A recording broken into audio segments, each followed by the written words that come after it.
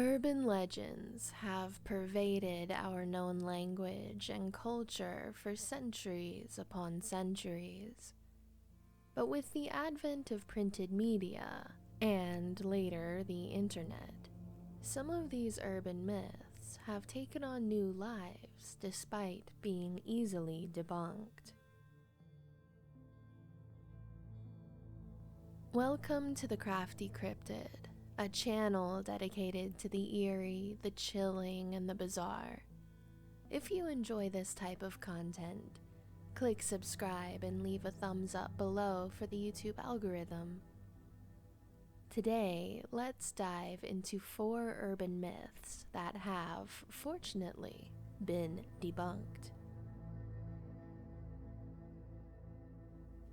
We have all probably heard the myth about daddy long-legged spiders, also known as harvestman spiders.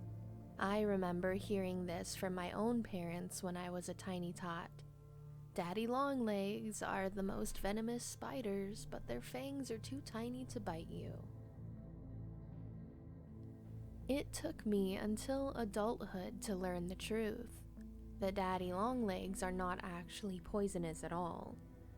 But it took me until filming this video to learn something else about them. They don't even have fangs. What?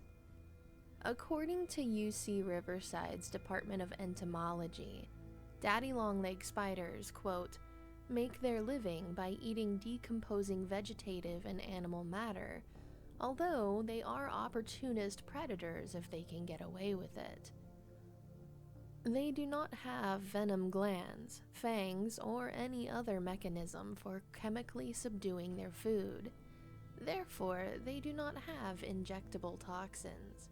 Some have defensive secretions that might be toxic to small animals if ingested. So, for these daddy longlegs, the tale is clearly false. Since the 1980s, a rumor has floated around the world, and eventually the internet, about flashing your headlights at a car at night. The rumor goes that if you do this, you could be setting yourself up to be targeted by a gang of violent criminals as an initiation for new members. I can't remember a time when people were not spreading this story around, but is there any truth to it? The rumor is said to have begun in the early 1980s, when a Montana resident supposedly heard that the Hells Angels bike gang in California was planning to pull off this stunt as an initiation ritual for their members. Since then, the story has exploded all over the United States, and with the advent of the internet, it has been spread around ever since. You will undoubtedly still see Facebook posts referencing this old urban legend still today, but according to police records, this has never actually happened. Throughout the history of the lights out scare, there have been occasional incidents involving flashing headlights that appear to fit the pattern of the legend, but are merely incidental to it. Spontaneous outbursts of road rage triggered by flashing headlights, criminals who used headlights as a way of luring prospective victims into stopping and getting out of their cars by pretending to be police or someone they know, non-gang related imitative shootings, and false reports of crimes resembling the legend. But these are all incidental things, not part of some underworld conspiracy to attack helpful drivers. So if you're out at night and need to flash your headlights at a forgetful motorist, such as myself, please don't be afraid to do so.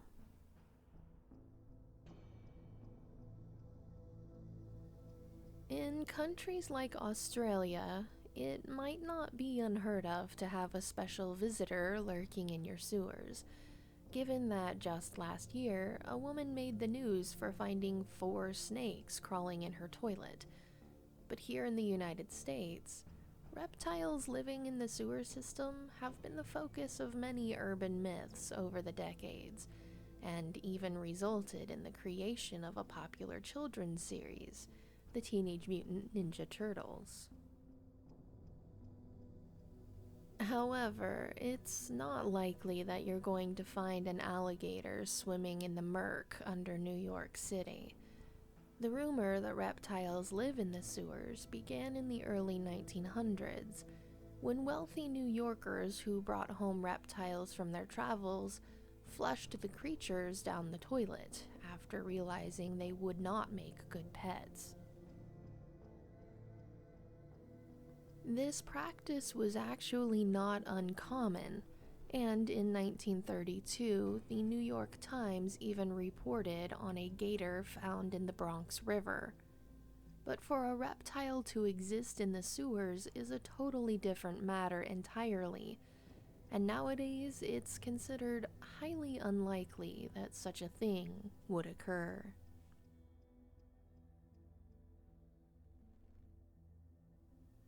Finally, our last myth harkens back to Christmas time, and I certainly hope you all had a marvelous Christmas.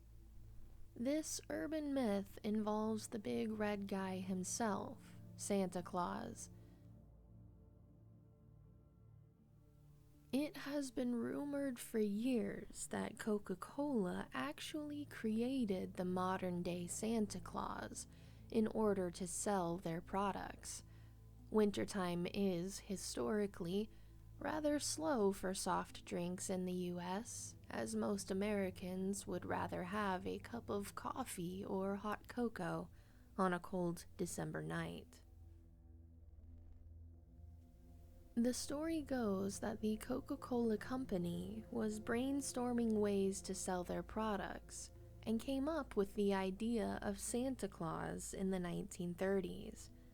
They hired Hadan Sundblom, a highly regarded commercial illustrator, who proceeded to create a series of images of Santa Claus that associated him with Coke.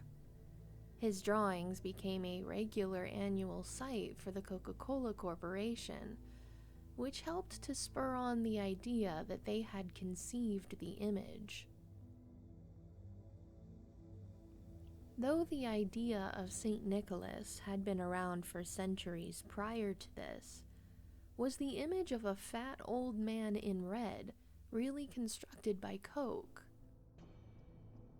Well, no.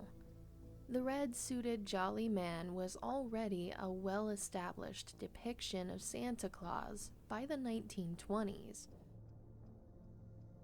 The New York Times reported this in 1927.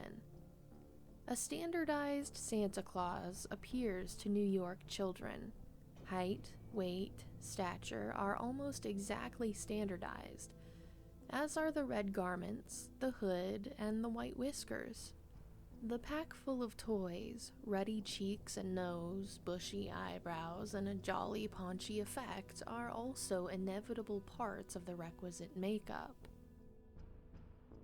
So, while Coca-Cola is probably clever enough to craft someone like Santa, they were not the ones who standardized Kris Kringle's appearance.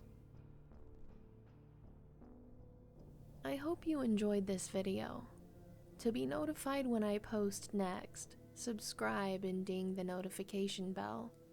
I post once a week, so there is always plenty of eerie, chilling, and bizarre content on my channel. I hope you all had a very Merry Christmas. Thanks for watching, and come back soon, Cryptids.